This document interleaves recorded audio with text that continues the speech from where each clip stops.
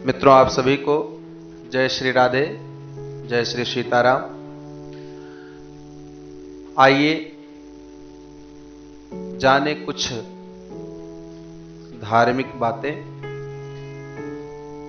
मित्रों, बात वैदिक काल की है। गौतम वंश में उत्पन्न हुए एक महात्मा थे जिनका नाम था बाजश्रवा। बाजश्रवा बहुत ही दानी व्यक्ति थे। उन्होंने दान करके बहुत ही यश प्राप्त किया था, इसलिए उनका नाम बाजश्रवा पड़ गया। बाज का अर्थ होता है अन्न और श्रव का अर्थ है उसके दान से प्राप्त यश। बाजश्रवा के पुत्र हुए महर्षि अरुण और महर्षि अरुण के पुत्र हुए उद्दालक ऋषि। जब उद्दालक वृद्धावस्था में पहुंचे तो उनके मन में विचार पैदा हुआ कि क्यों ना आगामी जीवन सुधारने के लिए किसी यज्ञ का आयोजन किया जाए। ऐसा विचार कर उन्होंने विश्वजित नामक यज्ञ करने का निश्चय किया। मित्रों, इस यज्ञ में अपना सर्वस्व दान करना पड़ता है। उन दिनों गोधन ही प्रधान था। उद्दालक के घर में गोधन की ही अधिकता थी। उन्होंने यज्ञ के उपरांत अपना सारा धन यज्ञ के प्रमुख कर्ताओं और सदस्यों को दान कर का निश्चय किया। उद्दालक ऋषि के पुत्र का नाम था नचिकेता। नियमानुसार दक्षिणा में दान करने के लिए जब गायें लाई जा रही थी तो बालक नचिकेता ने उन्हें देखा। गायें बहुत ही दुर्बल और दयनीय दशा में थी। बालक नचिकेता का हृदय बहुत ही कोमल और भावुक था। गायों की दयनीय दशा को देखकर वह आकुल हो उठा और विचार करने लगा, पिताश्री ये कैसी गायें दक्षिणा में दे रहे हैं। अब इनमें ना तो झुककर जल पीने की शक्ति रही है, ना ही इनके मुख में घास चबाने के लिए दांत रह गए हैं। इनके थनों में तनिक सा दूध भी शेष नहीं बचा। और तो और अब ये गायें गर्भ धारण के भी योग्य नहीं रही। भला ऐसी बेकार और मृत्यु के निकट पहुंची गायें जिन ब्राह्मणों के घर जाएंगी उनको दुख के सिवाय और क्या देंगी। दान तो उसी वस्तु का करना चाहिए जो अपने को सुख देने वाली हो, प्रिय हो, उपयोगी हो तथा वह जिसको दी जाए उसे भी सुख और लाभ पहुंचाने वाली हो। दुख देने वाली बेकार वस्तुओं को दान के नाम पर देना तो दान के बहाने अपनी मुसीबत टालना है। साथ ही यह दान लेने वालों के प्रति एक प्रकार का धोखा ही है। इस प्रकार के दान से पितराश्री को क्या सुख और क्या फल मिलेगा। पिताजी ने तो सर्वस्व दान करने वाला यज्ञ किया है, फिर मेरे नाम पर उपयोगी गायें क्यों रख ली है। क्या सर्वस्व में वह गायें नहीं है और मैं तो भी सर्वस्व में ही हूं। मुझको तो इन्होंने दान में दिया नहीं। यह कैसा सर्वस्व दान है। मैं अपने पिता का प्यारा पुत्र हूं, इसलिए मैं अपने पिता को इस अन्यायपूर्ण काम से और इसके बुरे परिणाम से बचाने के लिए अपना बलिदान दूंगा। यही मेरा धर्म है। ऐसा निश्चय करके नचिकेता ने अपने पिता से कहा, पिताश्री मैं भी तो आपका धन हूं, आप मुझे किसको देंगे। नचिकेता के इस प्रश्न की उद्दालक ने उपेक्षा कर दी। उन्होंने कोई उत्तर नहीं दिया। पुत्र का कर्तव्य जानने वाले नचिकेता से रहा नहीं गया। उसने दूसरी बार फिर अपने पिता से ही प्रश्न किया। जब दूसरी बार भी उसके पिता ने कोई उत्तर नहीं दिया तो नचिकेता ने तीसरी बार फिर से यही प्रश्न किया। बार बार के प्रश्न करने से उद्दालक ऋषि को क्रोध आ गया और उन्होंने आवेश में आकर के कह दिया कि मैं तुझे यम को दूंगा। अपने पिता की ये वचन सुनकर नचिकेता मन ही मन विचार करने लगा। आखिर पिताश्री ने इतनी कठोर बात कैसे कह दी? जितना आज तक मैं जान पाया हूं उसके अनुसार शिष्यों और पुत्रों की 3 श्रेणियां होती हैं, उत्तम, मध्यम एवं अधम। जो गुरु अथवा पिता की इच्छा को समझकर उनकी आज्ञा की प्रतीक्षा किए बिना ही उनकी रुचि के अनुसार कार्य करने लगते हैं, वह उत्तम है। जो आज्ञा पाने पर कार्य करते हैं वह मध्यम, और जो इच्छा जान लेने एवं स्पष्ट आदेश सुन लेने के पश्चात भी उसके अनुसार कार्य नहीं करते वह अधम है। मैं बहुत ही शिष्यों से तो प्रथम श्रेणी का हूं और कुछ में मध्यम श्रेणी का, किंतु अधम श्रेणी का तो किसी भी दशा में नहीं हूं।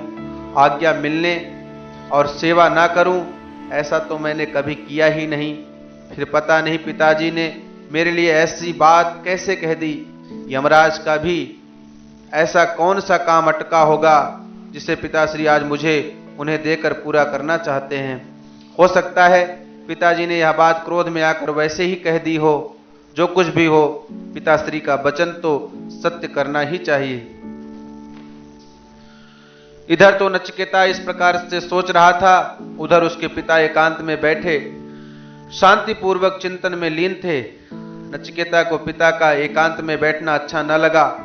उसने विचार किया कि शायद पिताश्री अपने वचनों पर पश्चाताप कर रहे हैं। वह उठा और पिता के पास जाकर उन्हें धैर्य दिलाता हुआ कहने लगा, पिताश्री, आपने पूर्वजों के आचरण की ओर देखिए और वर्तमान दूसरे श्रेष्ठ पुरुषों के आचरण को देखिए।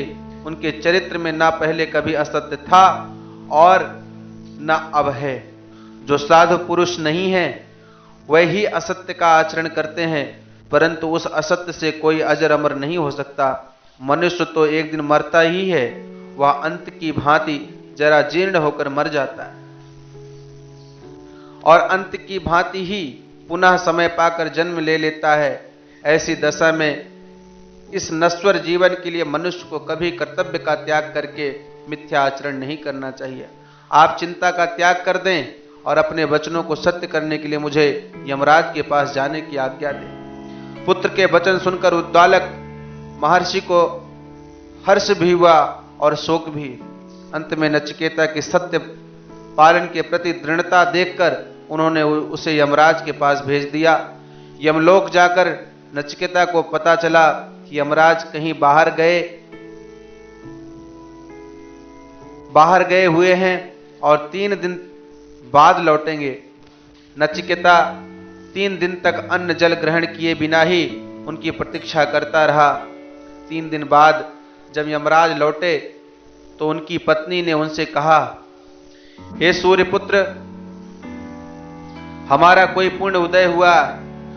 जो साधु हृदय अतिथि हम गृहस्थ के घर में पधारे हैं। ऋषि पुत्र बालक नचिकेता 3 दिन से बिना अन्न जल ग्रहण किए हुए आपकी प्रतीक्षा कर रहा है। आप तुरंत उसके पैर धोने के लिए जल ले जाइए और अतिथि की सेवा कर उसे प्रसन्न तथा संतुष्ट कर दीजिए। अतिथि का घर पर भूखे लेटे रहना हमारे लिए आपत्ति का कारण हो सकता है। पत्नी के वचन सुनकर यमराज तुरंत नचिकेता के पास गए और उसके चरण धोकर उसे प्रणाम करते हुए बोले, हे बालक, तुम मेरे माननीय अतिथि हो। मेरा कर्तव्य था कि मैं यथा योग्य तुम्हारा पूजन आदि करके तुम्हें संतुष्ट करता, किंतु मेरे प्रमाद के कारण तुम 3 दिन से बिना कुछ ग्रहण किए भूखे बैठे मेरी प्रतीक्षा कर रहे हो। मुझे यह बड़ा अपराध हो गया, मुझे क्षमा कर दो और मेरे कल्याण के लिए उन 3 रात्रियों के लिए अपनी इच्छा अनुसार मुझसे 3 वर मांग लो। यमराज के ऐसा कहने पर नचिकेता ने उनसे कहा, हे मृत्यु के देवता, 3 वरों में से मैं पहला वर यही मांगता हूं कि मेरे पिता जो क्रोध के आवेश में आकर मुझे आपके पास भेजकर अब अशांत और दुखी हो रहे हैं, मेरे प्रति क्रोध रहित शांत चित्त और संतुष्ट हो जाएं और आपसे आज्ञा लेकर जब मैं घर जाऊं तब वह मुझे अपने पुत्र नचिकेता के रूप में पहचान कर पहले की तरह ही बड़े स्नेह से बातचीत करें। यमराज ने प्रसन्न होकर कहा, जैसा तुम चाहते हो वैसा ही होगा। तुमको मृत्यु के मुख से छुटकर घर लौटा देखकर मेरी प्रेरणा से तुम्हारे पिता बड़े प्रसन्न होंगे। तुमको अपने पुत्र रूप में पहचान कर वह तुमसे वैसा ही प्रेम करेंगे जैसे पहले करते थे। उनका दुख और क्रोध भी शांत हो जाएगा। तुम्हें पाकर अब वह जीवन भर सुख की नींद सोएंगे। नचिकेता ने दूसरा वरदान पाने के लिए यमराज की ओर जिज्ञासा भरी दृष्टि से देखा और कहा, मैं स्वर्ग के सुख और निर्भयता के बारे में जानना चाहता हूं। यह भी जानता हूं कि स्वर्ग में ना तो किसी को बुढ़ापा सताता है और ना ही मृत्यु लोक की तरह वहां किसी की मृत्यु होती है। भूख प्यास आदि भी वहां नहीं सताती। स्वर्ग में किसी प्रकार का भी शोक नहीं है। लेकिन यह स्वर्ग अग्नि विज्ञान को जाने बिना प्राप्त नहीं होता है। आप अग्नि विज्ञान के ज्ञाता हैं और मेरी आप में तथा अग्नि विज्ञान में श्रद्धा है। दूसरे वरदान में आप मुझे अग्नि विद्या का उपदेश दीजिए। यमराज कहने लगे, नचिकेता, अग्नि विद्या बहुत ही गुप्त है। यह विद्वानों की हृदय रूपी गुफा में छिपी रहती है। इसे इसके अधिकारी को ही बताना चाहिए। तुम इसके अधिकारी हो, अतः ध्यान लगाकर समझ लो। यह कहकर नचिकेता ने यमराज की तरफ देखा और यमराज नचिकेता को अग्नि विद्या का रहस्य समझाया। यह भी भली बात समझाया कि अग्नि के लिए कुंड निर्माण आदि में किस आकार की, कैसी और कितनी ईंटें चाहिए तथा अग्नि का चुनाव किस प्रकार किया जाना चाहिए। इसके पश्चात नचिकेता की बुद्धि परीक्षा के लिए यमराज ने उससे पूछा, तुमने जो कुछ समझा है वह मुझे सुनाओ। नचिकेता ने सब ज्यों का त्यों सुना दिया। यमराज नचिकेता की प्रतिभा और स्मरण शक्ति देखकर बहुत प्रसन्न हुए और बोले, तुम्हारी अद्भुत योग्यता देखकर मुझे बड़ी प्रसन्नता हुई है। इससे मैं एक और वर तुम्हारे मांगे बिना ही तुम्हें दे रहा हूं। वह यह है कि यह अग्नि जिसका गुप्त रहस्य मैंने तुम्हें बताया है तुम्हारे ही नाम से प्रसिद्ध होगी और साथ ही यह लो, मैं तुम्हारे देवत्व की सिद्धि के लिए अनेक रूपों वाली विविध यज्ञ विज्ञान रूपी रत्नों की माला भी देता हूं, इसे स्वीकार करो। माला को सहर्ष स्वीकार करके नचिकेता ने तीसरा वर मांगा, भगवन, कुछ लोग कहते हैं कि मृत्यु के बाद भी आत्मा का अस्तित्व रहता है और कुछ लोग कहते हैं कि नहीं रहता। इस बारे में आपका जो अनुभव हो मुझे बताइए। नचिकेता का महत्वपूर्ण प्रश्न सुनकर यमराज ने मन ही मन उसकी सराहना की। सोचा कि वह ऋषि कुमार बालक होने पर भी बड़ा प्रतिभाशाली है, कैसे गोपनीय विषय को जानना चाहता है, परंतु आत्म तत्व उपयुक्त अधिकारी को ही बताना चाहिए। इसलिए क्यों ना पहले इसकी परीक्षा कर ली जाए। ऐसा सोचकर यमराज ने आत्म तत्व की कठिनता को बताकर उसे टालना चाहा और कहा, नचिकेता, यह आत्म तत्व बहुत ही सूक्ष्म विषय है, इसे समझना आसान नहीं है। पहले देवताओं को भी इसके विषय में संदेह हुआ था, उनमें भी इससे लेकर बहुत विचार विमर्श हुआ था, परंतु वे भी आत्म तत्व को नहीं जान पाए। इसलिए तुम इस वर के बदले कोई और दूसरा वर मांग लो। नचिकेता आत्म तत्व की कठिनता की बात सुनकर तनिक भी नहीं घबराया, उसका उत्साह भी मंद नहीं पड़ा और वह भी और दृढ़ता के साथ बोला, हे मृत्युदेव, पूर्व काल के देवता भी इस विषय पर वाद विवाद कर इसे नहीं जान पाए और आप कहते हैं कि यह विषय आसान नहीं है, बड़ा सूक्ष्म है। दोनों बातों से यह सिद्ध होता है कि आत्म तत्व बड़े ही महत्व का विषय है और ऐसे महत्वपूर्ण विषय को समझने वाला आपके समान अनुभवी वक्ता मुझे खोजने पर भी नहीं मिल सकता। आप कहते हैं कि इसके बदले में मैं कोई दूसरा वर मांग लूं, लेकिन देव, मेरे विचार से तो इसकी तुलना का कोई दूसरा वर है ही नहीं। इसलिए कृपा करके मुझे इसी का उपदेश दीजिए। विषय की कठिनता से नचिकेता नहीं घबराया, वह अपने निश्चय पर अडिग रहा। इस परीक्षा में भी वह सफल हो गया। अब यमराज ने दूसरी परीक्षा के रूप में उसके सामने तरह तरह के प्रलोभन रखने की बात सोची और कहा, नचिकेता, तुम बड़े ही भोले हो, क्या करोगे इस वर को लेकर? इसके बदले में मैं तुम्हें अपार सुख की सामग्री देता हूं। 100 वर्षों तक जीने वाले पुत्र पौत्रादि बड़े परिवार को मांग लो। गौ आदि पशु से हाथी घोड़े बेशुमार सोना विशाल भूमंडल का महान साम्राज्य जो चाहो मांग लो, मैं तुम्हें वह दे दूंगा। इन सब को भोगने के लिए जितने वर्षों तक जीने की इच्छा हो उतने ही वर्षों तक जीते रहो। यदि तुम अपार धन संपत्ति, लंबे जीवन के लिए उपयोगी सुख सामग्रियां अथवा और भी जितने भोग मनुष्य भोग सकता है उन सबको मिलाकर उस आत्म तत्व विषयक वर के समान समझते हो तो इन सब को मांग लो। तुम इस विशाल भूमि के सम्राट बन जाओ, मैं तुम्हें सारे भोगों को इच्छा अनुसार भोगने वाला बनाए देता हूं। यमराज अपनी चतुराई से जितना भी आत्म तत्व के महत्व को बढ़ा सकते थे बढ़ाते जा रहे थे। नचिकेता भी अपने निश्चय पर दृढ़ बना वही वर मांग रहा था। यमराज ने स्वर्ग के अनूठे भोगों का लालच देते हुए कहा, नचिकेता, जो जो भोग मृत्यु लोक में दुर्लभ है उन सब को तुम अपनी इच्छा अनुसार मांग लो। ये रथों और तरह तरह के संगीत से पूर्ण जो स्वर्ग की सुंदरियां हैं, ऐसी सुंदरियां मनुष्यों को कहीं नहीं मिल सकती। बड़े बड़े ऋषि मुनि इनके लिए ललचाते रहते हैं। मैं तुम्हें यह सब बड़ी आसानी से दे रहा हूं, तुम इन्हें ले जाओ और अपनी सेवा करवाओ। लेकिन नचिकेता, आत्मा के संबंध में प्रश्न मत पूछो। नचिकेता प्रतिभा वाला तथा वैराग्य की भावना से पूर्ण हृदय वाला था। वह जानता था कि इस लोक और परलोक के बड़े से बड़े भोग सुख की आत्मज्ञान के सुख के लिए छोटे से छोटे अंश के साथ भी तुलना नहीं की जा सकती। इसलिए उसने अपने निश्चय का बड़ी युक्ति से समर्थन करते हुए कहा, हे सबका अंत करने वाले यमराज, आपने जिन भोग करने योग्य वस्तुओं की महिमा के पुल बांधे हैं वह सभी शीघ्र नष्ट हो जाने वाली हैं। कल तक ये वस्तुएं रहेंगी भी नहीं, इसमें संदेह है। इनसे मिलने वाला सुख वास्तव में सुख नहीं है, वह तो दुख ही है। भोगी जाने वाले ये वस्तुएं कोई लाभ तो देती ही नहीं बल्कि मनुष्य की इंद्रियों के तेज और धर्म को भी हर लेती हैं। आपने जो दीर्घ जीवन देना चाहा वह भी अंतकाल की तुलना में बहुत ही कम है। जब ब्रह्मा आदि देवताओं का जीवन भी थोड़े समय का है, एक दिन उन्हें भी मरना पड़ता है, तब औरों की तो बात ही क्या है। इसलिए मैं यह सब नहीं जानता। ये अपने हाथी, घोड़े, रथ और सुंदरियों और इनके नाच गान आप अपने पास ही रखें। नचिकेता ने आगे कहा, हे यमराज, आप जानते ही हैं धन से मनुष्य की कभी तृप्ति नहीं होती। आग में घी डालने जैसे आग जोरों से भड़कती है, उसी प्रकार धन तथा भोगों की प्राप्ति से भोग की इच्छा और भी प्रबल होती है। तृप्ति का वहां क्या काम, वहां तो दिन रात अधूरेपन और अभाव की आग में ही जलना पड़ता है। ऐसे दुखमय धन और भोगों की कोई भी विद्वान पुरुष नहीं मांग सकता।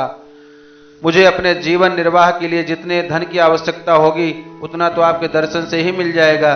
रही बात दीर्घ जीवन की, तो जब तक मृत्यु आपके हाथ में है तब तक मुझे मरने का जरा भी भय नहीं है। यह सब जानकर मुझे दूसरा कोई वर मांगने वाली बात उचित नहीं मालूम होती। मेरी तो यही प्रार्थना है कि आप मुझे आत्म तत्व के ज्ञान का ही वर दें। हे यमराज, आप ही बताइए, भला आप जैसे अजर अमर महात्मा देवता स्वरूप का दुर्लभ संग पाकर मृत्यु लोक का ऐसा कौन बुद्धिमान मनुष्य होगा जो स्त्रियों और सौंदर्य क्रीड़ा और आमोद प्रमोद में आसक्त होकर उनकी ओर देखेगा और इस लोक में लंबे लंबे समय तक जीते रहने में सुख मानेगा। हे महात्मन, मुझे तो आप अपना अनुभव सिद्ध आत्म तत्व ही बताइए, वह चाहे जितना भी गूढ़ हो, पर आपके इस शिष्य को तो उसके सिवाय और कुछ नहीं चाहिए। इस प्रकार परीक्षा करके जब यमराज ने समझ लिया कि नचिकेता पक्के इरादे वाला है, परम वैराग्यवान और निर्भय है, इसलिए ब्रह्म विद्या का अधिकारी है, तब ब्रह्म विद्या का आरंभ करने से पहले उसका महत्व बताते हुए बोले, नचिकेता, मनुष्य शरीर दूसरी योनियों की भांति केवल कर्मों का फल भोगने के लिए नहीं मिला है। इस शरीर को पाकर मनुष्य भविष्य में सुख देने वाले साधन की साधना भी कर सकता है। सुख के दो साधन हैं, श्रेय और प्रेय।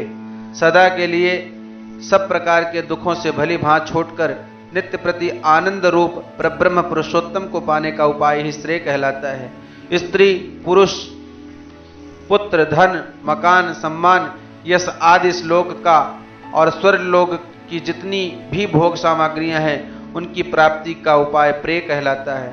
सच्चा सुख चाहने वाले मनुष्य श्रेय की साधना करते हैं। श्रेय विद्या रूप साधन है और प्रेय अविद्या रूप जिसकी भोगों में आसक्ति है वह प्रेय अविद्या को अपनाता है, वह कल्याण साधन में आगे नहीं बढ़ सकता, और जो कल्याण के रास्ते पर चलना चाहता है वह विद्या रूप श्रेय की साधना करता है, वह भोगों की ओर दृष्टि ही नहीं डालता। इस प्रकार के भोगों को दुख रूप मानकर उनको पूरी तरह छोड़ देता है। यमराज ने कहा, हे नचिकेता, तुम निश्चय ही विद्या के अभिलाषी हो। तुम्हारी परीक्षा करके मैंने अच्छी तरह देख लिया कि तुम बड़े विद्वान, विवेकी एवं वैराग्यवान हो। जो लोग अपने को बहुत चतुर, विवेकी और तर्क देने वाले समझते हैं वह भी चमक दमक वाली संपत्ति के मोह जाल में फंस जाया करते हैं, किंतु तुमने उसे स्वीकार नहीं किया। तुम चुपचाप परमात्म तत्व को जानने के अधिकारी हो। इसके पश्चात यमराज ने नचिकेता को आत्म तथा परमात्म तत्व समझाया। उसका सारांश इस प्रकार है, कर्मों के फल स्वरूप इस लोक तथा परलोक के भोग समूह की जो निधि मिलती है वह चाहे कितनी भी महान क्यों ना हो, एक दिन उसका नाश निश्चित है, इसलिए वह अनित्य है। इसके विपरीत परमात्मा नित्य है, अनित्य से नित्य की प्राप्ति नहीं हो सकती है। अतः सब प्रकार की कामना और आसक्ति को छोड़कर कर्तव्य बुद्धि से ही परमात्मा को जाना जा सकता है। परमात्मा नाम रहित होते हुए भी अनेकों नाम से पुकारा जाता है। इन नामों में सबसे श्रेष्ठ नाम ओम है। ब्रह्म कहो चाहे परब्रह्म कहो, सब ओम रूप है। आत्म तत्व को पहचान कर ओम के माध्यम से परमात्म तत्व तक पहुंचा जा सकता है। आत्म तत्व अविनाशी है, ना वह मरता है और ना किसी को मारता है। यह आत्म तत्व ही परमात्म तत्व को प्राप्त होता है। परमेश्वर ना तो उसको मिलता है जो शास्त्रों को पढ़ पढ़कर लच्छेदार भाषा में परम तत्व परमात्मा का भली भांति वर्णन करते हैं, न उन तर्कशील बुद्धवादियों को मिलता है जो बुद्धि का घमंड करते हुए तर्क द्वारा विवेचन करके उसे समझाने की चेष्टा करते हैं, न वह उनको ही मिलता है जो परमात्मा के बारे में बहुत कुछ सुनते रहते हैं। वह परमात्मा तो उसी को प्राप्त होता है जिसको वह स्वयं स्वीकार कर लेता है, और वह उसी को स्वीकार करता है जो उसके बिना रह नहीं सकता और उसको पाने की उत्कंठा इच्छा रखता है तथा जो उसकी कृपा पर निर्भर करता है। स्मरण रहे, जो मनुष्य बुरे आचरणों से घृणा करके उनका त्याग नहीं कर देता, जिसका मन परमात्मा को छोड़कर दिन रात सांसारिक भोगों में भटकता रहता है, परमात्मा पर विश्वास नहीं होने के कारण जो सदा अशांत रहता है, जिसके मन बुद्धि और इंद्रियों को वश में नहीं कर रखा है, वह व्यक्ति परमात्म तत्व को प्राप्त नहीं कर सकता। परमात्म तत्व की प्राप्ति के लिए एकाग्रता, श्रद्धा और प्रीति की आवश्यकता होती है। परमात्मा लोक परलोक अर्थात समस्त ब्रह्मांड में व्याप्त है। वह अपनी अचिंत्य शक्ति से नाना रूप में प्रकट होता है। यह सारा जगत बाहर भीतर